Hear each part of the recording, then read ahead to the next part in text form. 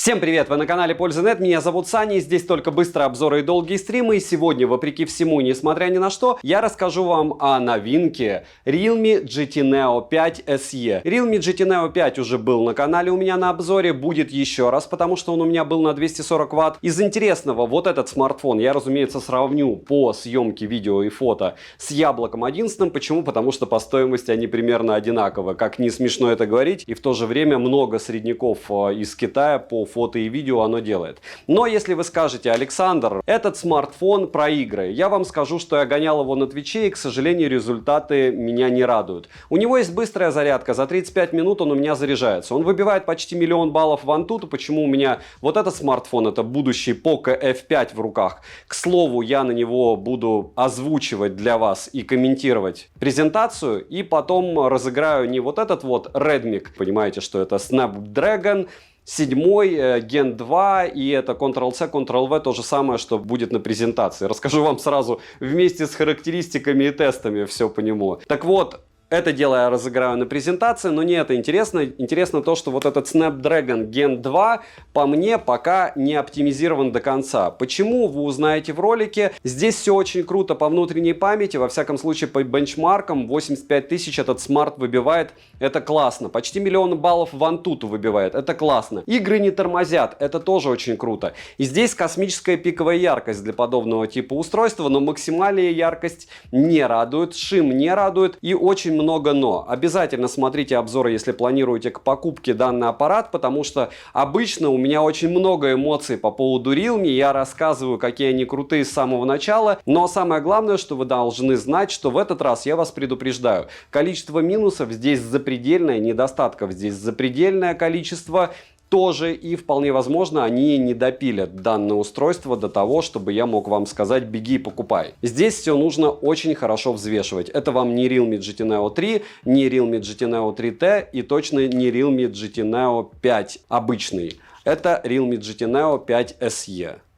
Смотрим. Распаковка. У меня на руках китайская версия данной модели. Разумеется, пока и нет глобалки, не факт, что еще будет. Поставляется смартфон в упаковке из плотного картона в черных тонах. Пакинг хороший, в комплекте мы имеем силиконовый чехол неплохого качества, краткое руководство, ключ для извлечения слота, сам смартфон с пленкой, блок питания на бодрые, хорошие 100 Вт с китайской вилкой. Напоминаю, что у Realme GT Neo 5, который был уже у меня на обзоре, был блок на 240 Вт. Я буду обозревать еще один Realme GT Neo 5, который уже довольно давно гоняю, на 150 Вт. Далее мы имеем кабель для зарядки с USB-A на Type-C, слот прорезиненный на 2 нано-сим-карты, карту памяти запихать сюда нельзя, и габариты смартфона 164 на 76 на 9 мм, а вес 193 грамма. Розыгрыши моря, читаем описание, какие сейчас актуальны. Постоянно это, разумеется, 5 Mi Band 7 серии, разыгрывается за лайк, подписку и комментарий к любому видео ежемесячно. Подписывайтесь с колоколом, не забудьте подписаться на телеграм-канал взаимопомощи, мой личный телеграм-канал, куда я скидываю очень много примеров фото и видео, и мы в принципе общаемся по поводу всех девайсов, что я обозреваю. И телеграм-канал скидок, где много всего полезного, только по выгодным ценам, как дома, так и из-за рубежа. Переходим к смартфону. Приобрести Realme GT Neo 5 SE можно в обыкновенной черной расцветке, а также в расцветке с градиентом. Дизайн необычный, но фишки, как у Neo 5 с полупрозрачной вставкой рядом с блоком камер, который еще и подсвечивается, нет. Тыльная часть из стекла, рама не алюминиевая, пластик. Качество материалов неплохое, а сборка хорошая. В руке смартфон с чехлом лежит удобно, пользоваться им одной рукой не совсем комфортно, но возможно. Довольно широкий он. На корпусе расположена кнопка питания, качели регулировки громкости на разных сторонах, микрофоны и разъем USB Type-C OTG версии 2.0, что неудивительно и что плохо. ИК-порт в наличии, а вот мини-джека не завезли, что тоже нехорошо. Для воспроизведения звука установлены двойные динамики с поддержкой Dolby Atmos и пространственного звука. Звучание хорошее, как для данной цены, оно довольно приятное, с хорошими низкими частотами. Bluetooth кодеков достаточно, к примеру, есть aptX, LHDC, LDAC и не только. Вибромотор линейный по оси X с технологией O-Haptics хороший, настроить силу вибрации можно, как и интенсивность сенсорного отклика, но все равно он не флагманский. Официально о защите от влаги не заявляли, что, разумеется, за эти деньги, но это все равно минус. Летим дальше. Смартфон оснащен AMOLED-дисплеем на 6,74 дюйма с разрешением соотношением 2772 на 1240 точек, как и у GT Neo 5. Подбородок внизу экрана есть, но небольшой. Соотношение экрана к корпусу 93,69, поддерживается 1,7 миллиарда цветов, технология HDR10+, цветовое пространство стандартное, 100% DCI-P3, а контрастность 5 миллионов к 1. Плотность пикселей хорошая, я бы даже сказал флагманская, 450 ppi, пиковая яркость 1400 нит. Но вот максимальная ни о чем, но вы увидите это в тесте. При прямом попадании света на экран в солнечный день яркости в принципе достаточно, но лично мне не хватает после флагманов и запаса точно нет. Автояркость работает корректно, под освещение подстраивается хорошо. Частота обновления экрана максимум 144 Гц, которые будут работать максимум в паре игр, в которые вы еще играть не будете. И на выбор есть также 60 Гц и динамический режим. Тач на 1500 Гц в определенных сценариях использования, к примеру, в каких-то играх, и опять же это все нужно дело запускать через игровой режим. Тест на частоту дискретизации касания вы можете наблюдать на экране, результат средний. В игровом сценарии задержка касания сокращается более чем на 8 миллисекунд, есть поддержка Hyper Touch для защиты от случайного касания и технология OSync версии 3.0. Имеется затемнение PWM частотой 2160 Гц, показатели шима средние, выше 31% шим не поднимается. Не сказал бы, что у меня от экрана глаза устают, но если вы собираетесь приобрести данный смартфон, то советую обратить на это внимание. И, по-моему, включается автоматический DC-димминг ниже 50% яркости, потому что там шим меньше. Always On Display в наличии, вдобавок полноценный. Мультитач есть и на 10 касаний. Экран откликается моментально. Разблокировать экран можно при помощи сканера отпечатков пальцев, внедренного в экран с поддержкой измерения сердечного ритма и распознавания лиц. Сканер отпечатков пальцев работает быстро и довольно хорошо. Внести отпечаток одного и того же пальца несколько раз нельзя. Распознавание лица срабатывает отлично даже под углом, и зарегистрировать биометрические данные можно только одного лица. Летим дальше. Процессор установлен Qualcomm Snapdragon 7 Plus Gen 2 с техпроцессом 4 нанометра с 8 ядрами, максимальная частота которого 2,91 ГГц, графический процессор Adreno 725, для управления питанием установлен чип Super VOOC-S. За охлаждение отвечает герметичная конструкция для отвода тепла, графеновый материал с микро-нано-полостями с фазовым переходом площадью 6580 мм квадратных и 3D закаленным VC в 4500 мм квадратных. Интерфейс Realme UI версии 4.0 и Android 13 версии. Разумеется, когда вы смотрите этот обзор, уже может быть и Android 14 версии, и Realme UI версии 5.0, потому что ничто не стоит на месте, а смартфон будет поддерживаться не 1 год, а скорее всего 3. Интерфейс работает шустро, ничего не лагает и не тормозит, да и в целом у Realme довольно удобная и шустрая операционка. Русский язык, разумеется, на борту, даже в китайской версии. Google сервисы спокойно активируются через настройки на смартфоне, Google Play встает без каких-то танцев с бубнами. Оперативная память LPDDR5X доступна на выбор 8, 12 и 16 гигабайт. Виртуальное расширение на борту, но по моему мнению это просто маркетинговый ход. Внутренняя память UFS 3.1, не UFS 4.0, что я отнесу к минусам. На выбор 256, 512 и 1 терабайт. И да, вы можете написать, что UFS 4.0 просто не поддерживается данным типа процессора. Но это уже другая история, правда? Имеется поддержка высокоскоростного Wi-Fi 6 серии, не 7, разумеется, это же не флагман. Поддержка Dual 5G, что для нас не особо актуально, но хорошо, что 5G есть вообще. 4G имеет только 7 бенд, 20-го не завезли в китайской версии. Связь смартфон ловит неплохо, звучание при звонках отличное, датчик приближения работает корректно и исправно. Запись разговоров в стоке есть и без уведомления собеседника. Напоминаю, что так во всех китайских практически смартфонах с китайскими прошивками. Как только они попадают на Global, это все дело отваливается и исчезает. Либо будет запись с предупреждением собеседника о начале записи, либо ее не будет вообще. Bluetooth версии 5.3, NFC на 360 градусов на борту, устанавливаем MirPay и платим. GPS-тест в городских условиях у меня показывает точность 4 метра. Как я не колдовал, 3 метра от Qualcomm я не получил, что тоже очень странно. Емкость аккумулятора 5500 мАч, заряжается от родного адаптера питания на 100 Вт от 0 до 35% за 10 минут, от 0 до 50 за 15, от 0 до 80 за 26 и от 0 до 100 за 33 минуты, что странно и долго. По логике он должен заряжаться значительно быстрее. Хотя за полчаса на 100% тоже неплохо, согласитесь. Вспоминаем Samsung, плачем, улыбаемся, машем и идем дальше. Беспроводной зарядки, разумеется, нет. В PC-марке на 144 Гц экрана и 100% яркости смартфон выдал просто нереальные 10 часов. В тесты производительности 16574 балла. Для PC-марка это тоже космос. Разумеется, есть режим GT обновленной версии 4.0. Там он мощи больше показывает, но все тесты проходили не в режиме GT, чтобы вы знали. В играх смартфон показал себя достаточно хорошо, с одной стороны. С другой стороны, за час игры с одновременным стримингом на Твиче уходит примерно 24%. 3% заряда. Через первые 8 минут смартфон сбрасывает яркость ровно 2 раза с максимума. Притом играл я без чехла под кондиционером. И где-то через 20 минут он сбрасывает еще от этих 50% 30%. В целом, после того, как ты играешь минут 20, играть уже невозможно, потому что экран слишком темный. При просмотре роликов на YouTube в среднем уходит за час 5% заряда. На 100% яркости максимальной герцовки использовать этот смарт для просмотра видео 20 часов легко. Перейдем же к тестам. Тротлинг-тест проходит 271 гипс минимально, максимально 338 и в среднем 309 гипсов на 100 потоках при 30 минутах. В Geekbench 6 в синглкоре 1575, в мультикоре 3708, 3D Mark показал Wildlife 6309, Wildlife Extreme 1949, Wildlife Stress Test 7378, Wildlife Extreme Stress Test 1952, Slingshot Extreme и Slingshot на максимум. Вантутов дал результат в 977 тысяч попугаев, Storage Test показал очень приличные 85 тысяч. Стресс-тест прошел не лучшим образом, что неудивительно, результаты вы видите, и это все не критично. Основной блок камер с тыльной части состоит из 3 сенсоров и двухцветной LED-вспышкой. Основной сенсор OmniVision OV64M на 64 мегапикселя, сверхширик 8 мегапикселей, сенсор с углом обзора в 112 градусов и макросенсор на 2 мегапикселя. Запись видео доступна в максимальном разрешении 4К. Фронтальный сенсор на 16 мегапикселей находится по центру верхней части экрана в небольшом вырезе. Максимальное разрешение для съемки видео только 1080p 30 fps. Для видеосъемки и фотосъемки в стоке достаточно много различных режимов, много функций, к примеру, есть RAW формат для фото, ночной режим, портретный режим, Pro режим, фильм и подобное. В плане качества видео и фотосъемки, как по мне, если сравнивать с GT Neo 5, разница есть, но не очень большая. У GT Neo 5 SE нет оптического стабилизатора, но опять же мы знаем, что иногда с оптостабом смартфоны снимают по стабилизации хуже, чем те смартфоны, у которых просто цифровая стабилизация. Короткие примеры вы увидите, так же как и сравнение с iPhone 11, сначала сравнение, а потом остальной банкет. И анализ фотографий, разумеется, тоже будет. iPhone 11 против Realme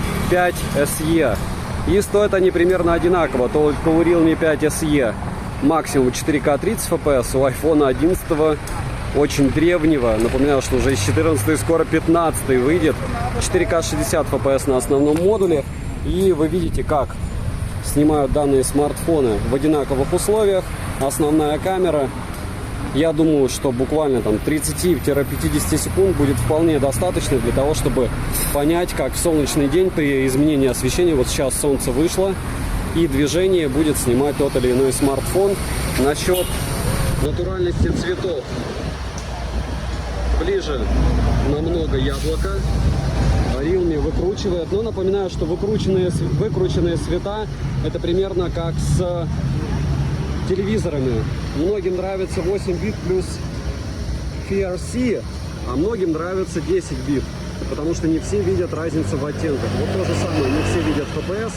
У вас свой источник, у вас экран, возможно, в принципе, не может передавать цвета, либо настроен под вас, поэтому не так это все и важно. Вот так основная камера будет отрабатывать. И фронталка iPhone 11 и Realme 5 SE. Realme 1080p 30 fps, но в то же время не такие они и плохие, эти 1080p 30 fps. Посмотрите на машинку позади меня. То есть у Realme все лучше, у iPhone пересвет идет на лицо. Вот здесь четко по мне Realme уделывает яблоко, хотя у яблока 4К 60 fps, а у Realme 1080p. Роллинг-шаттеры и там не вижу. По поводу расстояния, это вам не Meizu. Помните, с его кропом в 4К в 2 раза. Возможно, уже обзор на канале. Meizu 20 и Meizu 20 Pro. Вот так вы сможете снимать себя. Хотя с волосами, разумеется, лучше все у яблока. С цветами у яблока, но и пересвет уже плюс-минус одинаковый. Neo, Realme Neo 5 SE 4К 30 FPS. iPhone уже практически разряжен, поэтому у него могут быть микролаги. Он уже предупредил меня, что ему придет скоро логический конец, но мы сравниваем iPhone 11 разряженный против Realme IQO, Realme Neo 5 SE. Здесь же я тестировал IQO 11 Pro в той же локации. И здесь же я тестировал Meizu 20 в той же локации. Обзоры можете посмотреть, они, скорее всего, уже на канале. И вот так все вы можете поснимать, как вы будете что-то? Давайте. Немного анализа основного модуля, это уже не ультраширик. И что я вижу здесь, допустим, здание у Realme, здание у Яблока. У Яблока хуже, видно детали, это раз. Два, у Realme, в принципе, и крыша, видите, текстура крыши видна. И по большому счету на основной модуль Яблоко фактически сливает по полной программе Realme Neo 5 SE. Я специально оставил напоследок, чтобы вы понимали, что все-таки основной модуль по фотографии у Яблока хуже. Так что сейчас вы увидите немного аналитики, в принципе, фотографии на Realme Neo 5 SE. Может быть, они вам зайдут. А вот здесь, смотрите, если без сравнений, то есть мы видим не самую комплементарную мою фотографию, с одной стороны, с другой стороны, это портрет. Ну и что, здесь, если без сравнений, ну нормально, ну видно. Но если вдали, то вообще отлично. Если в мессенджеры отправлять, великолепно. Если вставлять куда-нибудь в ВК, Facebook, запрещенные в Российской Федерации, либо еще в какие-то запрещенные сети, то все будет цвет, блеск, красота, по большому счету. И структура футболки видна, и швы. Если брать ночные фото, да, в движении кого-то этот смартфон не поймал, но с другой стороны какие-то огоньки, супербликов нет. По большому счету информацию вытягивают. Если уменьшить картинку, вообще кажется, что все волшебно, правда, если не сравнивать. Какие-нибудь фотографии на основной модуль для людей, вот, допустим, я ничего не обрабатывал, но я уверен, что если я здесь начну обрабатывать, то картинка будет не только насыщенной, но еще интересной и волшебной, потому что, опять же, зависит все очень часто не от того, на что вы снимаете, а как вы снимаете и какие конкретно объекты. Вот такого рода портреты, когда я просто угадал все, начиная со светом и заканчивая с тем, что люди не так быстро двигались, они вообще кажутся и живыми, если отдалять, а не приближать, то здесь и границы видны, и нормально он вырезал, и вроде бы и с волосами, учитывая, что темно было, все отлично. Да, где-то однородная масса с одной стороны, но края не замылены, это ночная фотография, и хочется просто хлопать в ладоши. И даже какие-то объекты с плохим освещением в магазинах, по большому счету, можно снимать. Их ни в коем случае нельзя приближать, потому что ты сразу понимаешь, что это мыло на уровне, не знаю, телефона за 1200. Но с другой стороны, объективно, телефон за 12 тысяч так сфотографировать не сможет. При желании, даже используя, допустим, фото, вот портрет в движении, посмотрите, что-то смартфон попытался сделать. Байк был в движении, лица, он все равно их поймал, да, не великолепно, но я и не вплотную стоял. Видите, лицо поймал, здесь спину поймал, здесь лицо поймал. И по большому счету, если смотреть, допустим, на сложный объект, а сложный объект здесь это мужчина, который стоит подаль, но он его почти идеально вырезал, то есть он не смазал ему полностью здесь волосы, даже этот пучок попытался каким-то образом выделить. И вот она, фотография в тех же условиях, то же самое, портретный режим, вот здесь он, допустим, человека не поймал. Здесь человека поймал частично, то есть он увидел часть лица, и все, алгоритмы сработали. А здесь почему-то человека смартфон не поймал, притом он выделил рекламу. Очень странные дела, но смарт не про фото. Но при желании, еще раз повторяюсь, фото можно вытянуть из него очень даже неплохие. Ну и, разумеется, интересная фотография с большим количеством объектов. Да, углы он каким-то образом замыливает с одной стороны где-то. Здесь замылил, но, допустим, по верхам углы он нормально зацепил. Смотря как смотреть и какие требования предъявлять. С другой стороны, основные объекты, на что идет внимание, стаканчики, лицо, еще вдали лицо, QR-код, все у него было взято, обработано, и фотка абсолютно адекватна. Ну что же, как всегда, начнем с печали. Что такое печаль для Android? Это, разумеется, селфи-фото. Разумеется, здесь видно, что на Яблоке, великим и ужасным, у нас прекрасно видны волосы, прекрасно видно, насколько цвет лица, темные, светлые, пигментные пятна и все остальное. Если смотреть на Realme, то это фактически мыло. Можно долго упорно танцевать и рассказывать, что здесь какие-то недостатки. Вот позади, впереди, еще чуть свет, может быть, он где-то угадал. Переходим к следующему фото. Здесь легкое сравнение ультраширика. Почему легкое? Потому что, обратите внимание, допустим, на здание. Это я здесь сам пятно сделал. Здание у Realme, в принципе, еще более мыльное, чем у Яблока. Это раз. То есть здесь у нас хейк. Видите, здесь у нас ультраширик. Апертура 2.2 у Realme. Если брать здание вблизи, опять же, здесь здания вблизи лучше прорисованы и видны у Яблока. В принципе, тут не о чем говорить. Все это фотографировалось с рук. Может быть, здесь оптостаба не хватает у Realme, но еще ставить штатив для Realme Neo 5 SE, мне кажется, это уже за пределом. В целом, по цветам угадал, наверное, больше все-таки Realme, кстати, потому что здесь более бледная крыша. Стоимость плюс-минус одинаковая, напоминаю. Как говорится, двухоконный режим наше все, и у Realme, я думаю, у всех ощущение, что хорошо, что они добавляют его в среднебюджетные аппараты. Супербюджетным его не назвать. Фронталка 1080p, роллинг шаттер. Не вижу. Неплохая фронталка. 1080p 60 fps. Напоминаю, что 4К 60 fps здесь залочено, а основная масса пользователей, разумеется, будет снимать в 1080p 60 fps, а не в 4К, что я делать и советую, потому что лучше 1080p по мне, как картинка 60 fps, чем 4К 30 fps. Пишите, кстати, как вам лучше. На штативе, наверное, все-таки может быть 30 будет полезнее, если картинка более статичная. Но если динамичная, то лучше 60. 1080p 60 fps. Съемка с одной руки. И вот так вы сможете снимать объекты вечером. Со светом, кстати, не самый плохой вариант, который я видел, как работает. Вот так, если вы захотите снимать, как готовят рыбу, 1080p, то сможете снимать. К слову, это не особо дешево, это 500 рублей. Почти 400. 60 fps, основная камера, съемка ночью. И, ну, не очень хорошо, но хорошо, учитывая, что для такого смарта и такого сенсора очень даже потребно все. 4К 30 fps, и вы наблюдаете, как вы сможете снимать жирафа во время того, как вы его кормите.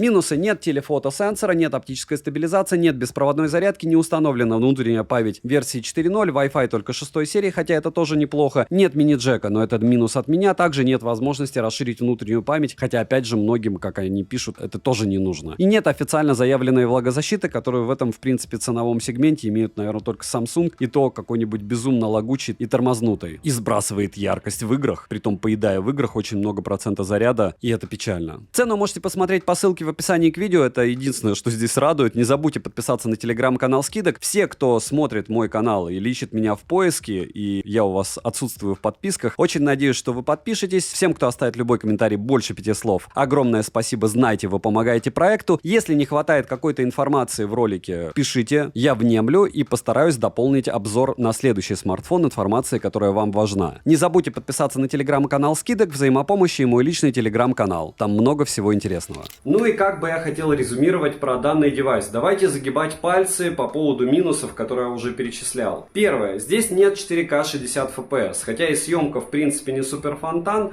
но это Snapdragon 7 Gen 2, который восьмеркой никогда не станет. Второй момент. Это тротлинг. Он есть не космический, но его хватает. Третий момент. Шим. Возможно, его как-то можно убрать, но 30% это очень даже прилично. Четвертый момент. Сброс яркости в играх. Притом здесь в принципе пиковая яркость и обычная яркость. Она не космическая, если говорить, еще раз повторяюсь, возвращаться к Poco F3, который я когда-то не советовал. А, к сожалению, здесь в принципе в номинале яркость ниже на 10%, чем в моем Poco F3, которым я покупал на старте продаж. То есть ему почти 2 года.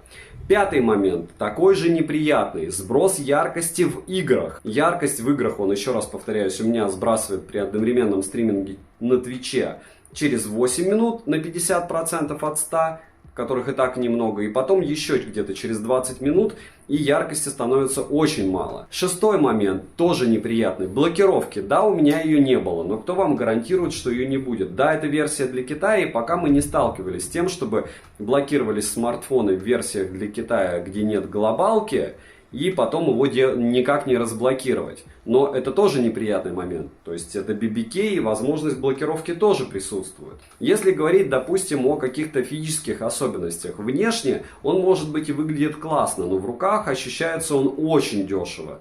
То есть если я могу поругать Samsung за то, что они очень убогие за эти деньги в плане железа, то в плане материалов я ругать их не могу. А вот Realme я могу поругать, потому что можно было бы докинуть пару долларов и сделать этот смартфон уникальным, добавить сюда мини-джек, допустим. Либо сделать так, чтобы он не сбрасывал яркость, притом убрав вот эту космическую автономность 10 часов в PC-марке. Это все, конечно, очень весело и великолепно, когда у тебя 144 Гц, когда вроде бы смартфон по характеристикам вау, цвет, блеск, красота, миллион баллов в Antutu за эти деньги. Помимо этого Storage Test 85 тысяч выбивает, ей бежим, покупаем. Но нет, он не сбалансирован и от меня девайсу нет. Вы уж простите, потому что я вижу за, опять же, стоимость ниже девайса лучше, стоимость выше девайса лучше. В эти деньги, возможно, есть смысл приобретать Redmi Note 12 Turbo, либо вот этот Poco F5, который будет. Посмотрим, сколько он будет стоить.